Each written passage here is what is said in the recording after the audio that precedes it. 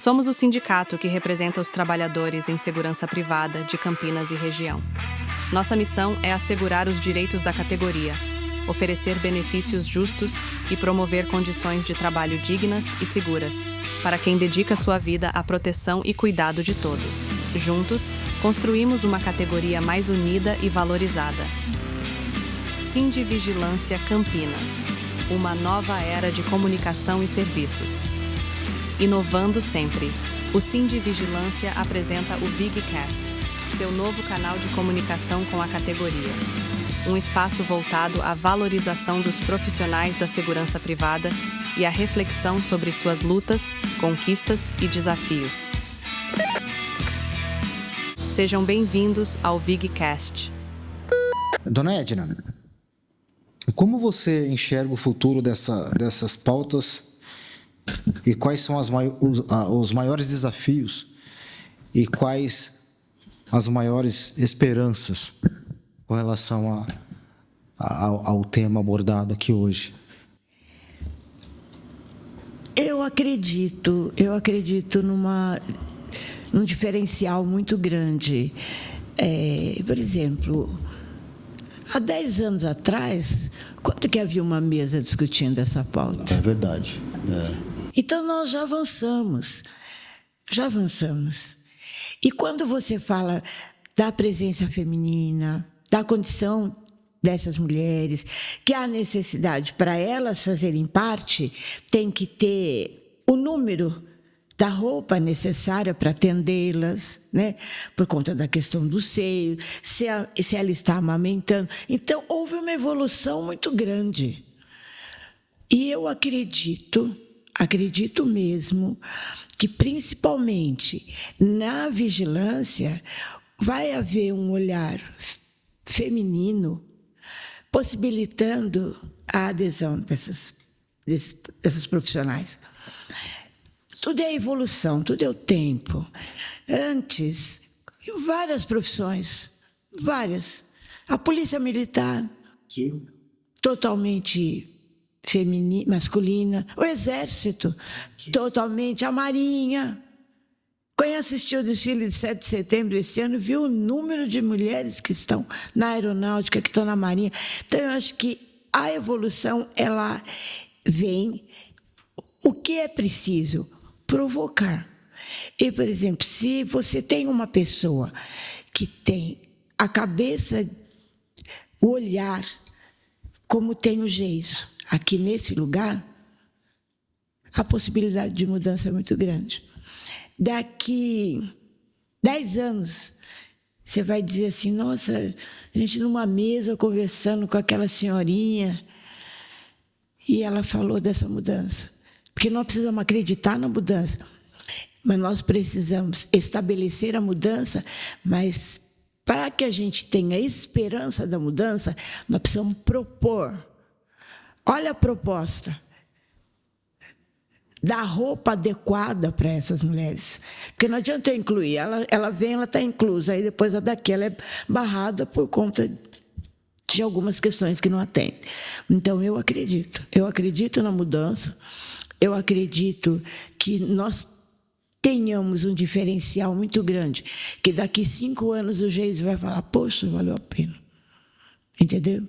Porque a gente só muda se a gente propõe, sabe? E a gente tem que acreditar naquilo que a gente propõe e fazer a diferença. Eu acredito, sim. Edna, agora eu queria mudar o tema aqui para a gente falar um pouco da questão LGBT, que ia mais. Eu vou confessar, tá, para todo mundo, certo, que um dia eu fui homofóbico. Fui. E você lembra quando eu mudei para cá, eu morava no apartamento, aqui na rua de trás.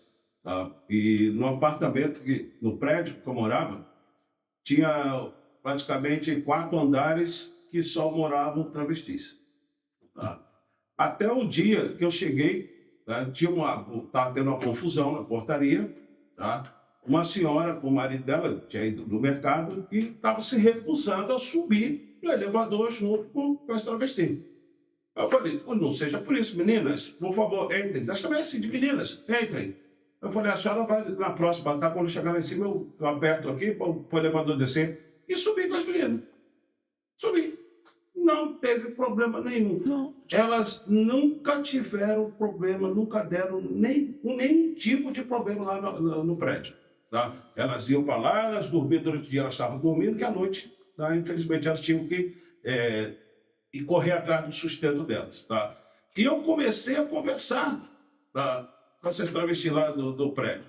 E, Edna, teve uma que, inclusive, quando eu estava conversando com ela, sentado na portaria, tá, tentando entender a vida delas, e ela chorava da lágrima descer. Ela falou, muitos acham que nós estamos na rua, tá, porque nós queremos. Não. Tá? Porque ela assumiu a sua identidade, tá, de gênero, ela é discriminada. Quem é que vai contratar uma travesti na empresa de vigilância? Fala para mim. Ninguém. Então, elas foram levadas, tá, para ir para a rua. A mesma coisa são as prostitutas, tá? As garotas de programa. Né? Essas meninas na rua foram jogadas na marginalidade. Tá? Mas tem sentimento. Todas têm sentimento. Tá? E eu comecei a entender, e eu falei, gente, nós não somos diferentes em nada. Tá? O que falta? Só respeitar. Só isso. Respeite a pessoa do jeito que ela é. Tá? Então, esse é um tema que, nossa, falar na vigilante, olha, vocês estão me ouvindo aqui, né, rapaziada? Tá? E é um tema que muito espinhoso, né, vamos dizer assim. Tá? Tanto o racismo quanto a questão de identidade de gênero é muito espinhoso, mas tem que ser tratado, tem que se falar. Tá? A própria questão da mulher. Quando a doutora Miriam falou da questão da violência doméstica, você lembra daquela vez que eu fui lá, tem um abrigo, Ronaldo, aqui perto do Balão do Laranja, que são crianças, tá? Foram vítimas de violência doméstica, tá? E tinha uma bebezinha de 8 meses. Ela foi estrupada pelo padrasto. Entendeu? Tá? E, nossa, essa criança vai crescer com distúrbio. Não tem vida. Tá? Vai crescer com distúrbio. Certo? Então, gente, eu digo sempre para todo mundo, olha, respeite. Respeite. Só isso. Tá? Você não tem que tolerar ninguém. Tá? A gente sempre fala, não queremos ser tolerados, nós queremos ser respeitados. É diferente. Então, eu queria que você falasse um pouco, tá, desse tema também, que você labuta aí, né? E muito. Primeiramente, que nós precisamos entender que a pessoa, ela não escolhe o sexo dela, ela vem para o mundo a partir da gestação da mãe. Ela vem para o mundo, ela nasce. Você nasce homossexual. Você nasce homossexual. Sim. Se você perguntar para uma pessoa homossexual, você preferia nascer como? Porque o grau de desprezo que eles têm desde a infância, a própria família discrimina. Então, a avó, ela brinca mais, ela gosta mais do outro neto, que para ela é normal. Uhum. Então, eles são a vergonha da família. Tem um almoço, tem uma festividade, as pessoas pedem para não levar. Eu tenho um grupo de estudos, eu organizei um grupo de estudos da comunidade LGBTQIA+, na PUC. Então, a primeira escrita deles, eu pedi para eles escreverem quem somos, o que você é, quem é você. Você chora quando você lê. Todos desprezados. Um deles falou para mim, Comendadora Edna, porque nossas reuniões são às segundas-feiras, às 14h30. Eu fico esperando a semana toda passar para eu poder vir aqui, porque aqui eu me sinto acolhido e respeitado. Você imagina você viver um dia na semana e a nossa reunião é 1h10, 1h15. Tem uma moça, uma menina trans, lá na universidade, ninguém conversa com ela. Ela não tem grupo de estudos, ela não participa de nada. Trabalho de grupo, nada, nada. Nós fizemos um dia uma atividade e nós insistimos para que ela fosse, porque a sala dela ela era com o Lourenço Cardoso. Lourenço Cardoso abordou a questão do racismo, a discriminação, mas ele falou sobre o desprezo. Essa moça teve uma crise de choro na sala e ela parte. E o que mais choca a gente é que não tem um amigo, uma amiga que levanta e vai lá, faz um carinho. Nada. Aí ela falou, eu sou uma mulher trans, e ela é negra. Eu sou uma mulher trans, eu sou negra. Ninguém liga para mim, ninguém conversa comigo. Eu não faço trabalho em grupo. Eu não sou ninguém aqui. Então, imagine a gente entrar aqui, uma pessoa entrar aqui, ninguém conversa comigo, vocês conversam entre vocês. Então, essa questão, a questão da orientação sexual, ela desde pequenininho. Então, você é diferente. Vários pais e mães, hoje já não é mais dessa forma, mas eles colocavam no seminário até virar padre. Sim. E aí depois eles ficam falando de pedofilia Meu Deus, ok, desculpa aí. Entende? Então, nós precisamos saber acolher essas pessoas, mas as famílias não estão preparadas para ter um filho assim. Então, aí você vai carregando, você traz uma carga com você tão grande e de defesa, mecanismo de defesa, porque você está brincando com seus primos falam viadinho, não, assim, porque os adjetivos desqualificativos são enormes. E ele cresce dessa forma. Às vezes ele consegue ter um amigo, uma amiga, em geral a relação deles é mais feminina, porque se você é um menino, você tem amizade com um garotinho homossexual, os amiguinhos já vai ficar tudo falando bobagem.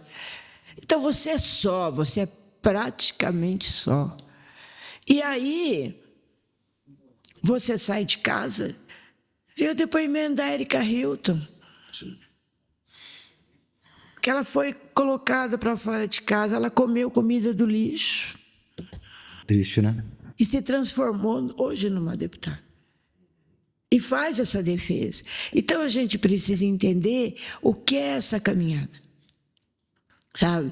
Porque não, é lá, é na infância, é na barriga da mãe.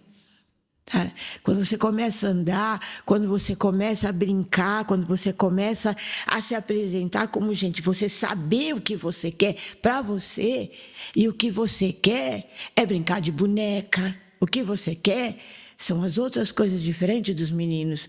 O que você quer é brincar de carrinho, e se você é uma menina. E aí o que acontece? Que você apanha.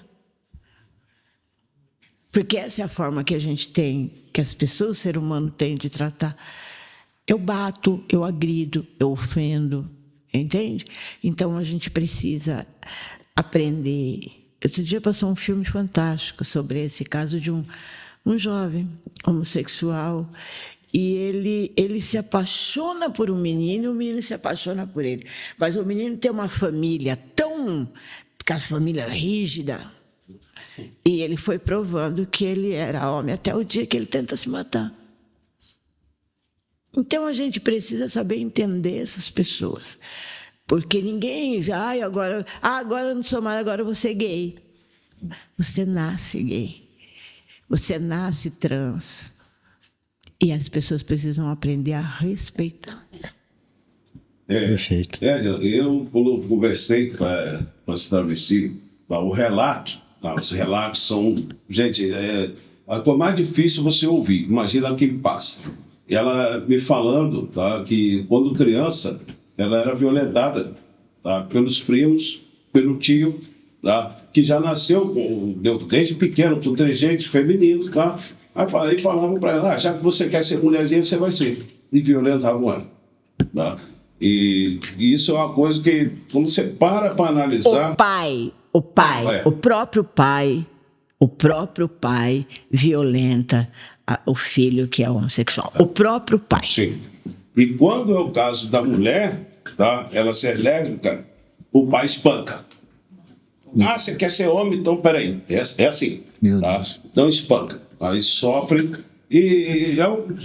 São pessoas, gente, igual a nós. Não tem diferença. Então, hoje eu tenho essa consciência. Tá? Eu levei no congresso lá da Contraste, tá? Os sindicatos do país inteiro lá. E falei abertamente para todo mundo. Falei, gente, eu não tenho meu afilhado, tá? É homossexual. Minha sobrinha, que mora lá, no barracão, é homossexual. Eu não vejo problema nenhum. Tá? A minha cunhada, de tanto, tá, recriminar o menino, eu cheguei, ele ia para minha casa e ele usava as calcinhas da minha filha. Tá? Chamei ele e falei, filho, vem aqui, o que você quer? Ah, tia, olha, eu não sou homem, tia, eu sei. Acabou. Então, assuma o que você é a partir de agora. Pronto. Acabou. Hoje ele vive feliz, é casado, está lá, tem um bom emprego, tem um bom marido. Acabou. Entendeu? Basta só respeitar. Não é? E se a gente não respeita... Viu a menina, a Bianca, filha da Alessandra? Uhum. Casou com a Flá, casou no civil. Sim. Eu fiz a celebração religiosa. Foi a coisa mais linda, a família toda reunida. Um casamentão. A gente precisa entender e respeitar. Sim. Se a gente não entende, e não tem como mudar. Não tem mudança. Não tem como mudar. Você vai mudar? Você vai fazer o quê? Ah, mas é feio ver um casal homossexual se beijando. E o casal hétero?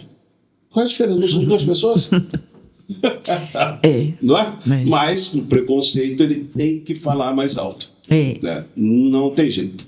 As pessoas recriminam muito essa relação homoafetiva porque ela traz dentro de si essa coisa de que lé com lé, cré com cré, né? Uhum. Mas eu sempre digo para os meus amigos que são casais homoafetivos, eu falo, gente, carinho, tudo que vocês tiverem que fazer, fora.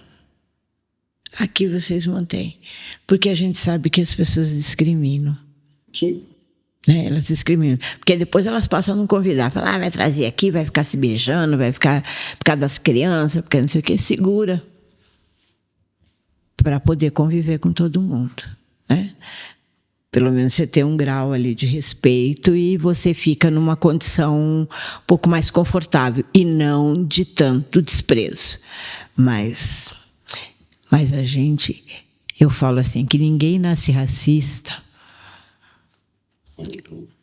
Mas você nasce negro, você nasce branco, você nasce indígena, amarelo, e o seu sexo, ele vem coladinho com você, lá na sua placenta saiu, porque lá já está, lá dentro, quem você é, está definido. Por que eu quero mudar isso? Por que eu não aceito? Por que eu não entendo? E todos eles têm um significado muito grande porque eles estão aqui nessa terra, nessa vida, na família. Na família. Eu tenho um sobrinho que está crescendo e aí o pessoal fica... Aqui não vem não, hein? Aqui em casa é outra jurisdição. Porque você tem que amar as pessoas. Claro, lógico, sim. Amar. O amor é... E a gente vê o candomblé. O candomblé é o lugar que mais acolhe. Sim. Eu, outro dia, fui compor uma mesa lá em Valinhos, na Câmara. Aí estava lá o pessoal da comunidade LGBT da Igreja Católica ou da Igreja Evangélica. Sim. Aí eu falei, nossa, que bonito, que bom, porque sempre foram tão reprimidos, né, pelas famílias. Mas aí eles estavam dizendo, inclusive eles tinham um encontro no domingo. Eles me convidaram, mas eu não conseguia ir, porque eu já tinha agenda. Mas achei muito bom que as igrejas agora estão olhando para esse setor, porque não olhavam. Sim. não olhavam, não tinha essa abertura, né? Agora tem. E eu achei muito bonito, porque você não pode... Você tem que batizar... Se você tem idade adulta, está em idade adulta, e você é homossexual, não pode batizar no altar, tem que batizar na sacristia. Desculpa aí, então eu vou batizar em outro lugar. Ou não batizo, não é verdade? Verdade. Então, acho que... A gente, por isso que eu falo, a gente avançou muito, gente. Isso. Nós precisamos ter conhecimento de como as coisas estão andando no mundo. No mundo, sabe? A PUC Campinas, predominantemente católica. Nós temos um grupo de cosmovisão e tradição de matriz africana lá dentro. Fizemos um evento tratando da questão da mudança climática, mas do respeito à natureza, ligado à nossa energia, que a Marina Silva recebeu nosso documento vai para a COP30. E um grupo de comunidade LGBT. Tem uma menina do grupo, ela é negra, ela nunca abriu a boca.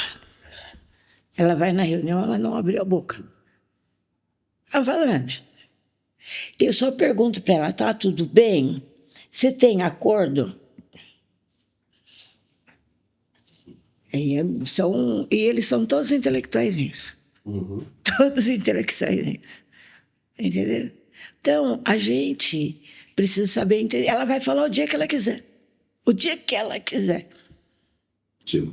É um menino trans, mas traz muitas dessas características, mas já tomou bastante remédio, bastante hormônio, então está com bastante barba, fez a transição. E ele bem solto, bem... Agora, o que fala que não vê a hora de chegar segunda-feira, gente... E nós temos um coral lá, do Centro de Estudos, chama Dandara Zumbi Voz que Conta por Campinas. Esses dois já cantam no coral. E eu falei para a menina que não fala, vem cantar com eles, para ver se ela se solta mais. Porque lá no coral, acho que deve ter uns 4, 5 homossexuais. Então você tem identidade, né? Quando você está num espaço que... Entendeu? Mas a gente precisa abrir porta, acolher e entender. Mas é fácil porque você não tem um filho. Não é assim? É fácil para você dizer, porque você não tem um filho. Eu tenho certeza que do jeito que eu sou, se eu tivesse um filho homossexual, ele seria feliz. Sim. Eu passo por uma situação em casa que eu tenho um neto, tá? Ele tem 5 aninhos ainda, e os primos, irmãos, ficam fazendo brincadeiras com ele. Que realmente ele tem todos os trejeitos, tá? E eu já conversei com minha neta, eu falei para ela, olha, se for, acabou. Tá tudo certo. Tá tudo certo, tá? Mas no meio do montão de crianças, dos primos, e é isso que você falou, sempre fica de lado. Fica Excluído, né? Fica excluído. excluído. Mas nós já estamos chegando já no final aqui do nosso encontro, tá? Quero te agradecer mais uma vez, tá? Professora Edna, comendadora Edna, para você, trabalhador de vigilância privada, tá tendo a oportunidade de ouvir, tá? A Edna Lourenço aqui. Nós já temos aí uma trajetória, inclusive temos afinidade, né, de família, tá? É assim, uma coisa muito bonita que nós temos, respeito, né, que nós temos um pelo outro, tá? E dizer para você, Edna, eu gostei muito, tá, da sua visita aqui, certo? Está à disposição, tá? Nosso estudo está à sua disposição para o que você quiser, tá? Já falo com os meninos ali, tá? Já combinam, tá? Pode usar aqui na hora que você quiser, que você precisar. Eu gostaria muito de poder dialogar aqui com os médicos que estão desenvolvendo o programa, né? Chama-se A Cor da Desigualdade, Atenção Integral à Saúde da População Negra, Saúde sem Racismo. Então é fantástico informar a todos que a PUC Campinas tem uma prótese black.